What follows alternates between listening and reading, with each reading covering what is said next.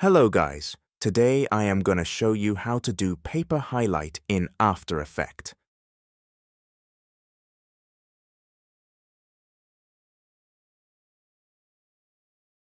For this, first select the pen tool and draw a straight line that you want to do highlight.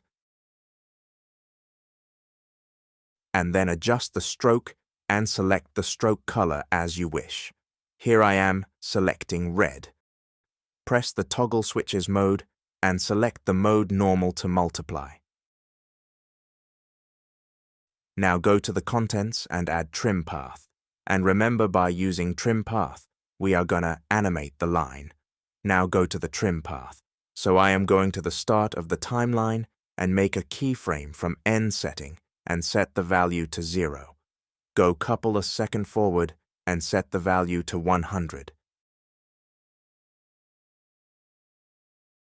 And that is it. Your highlight effect is ready.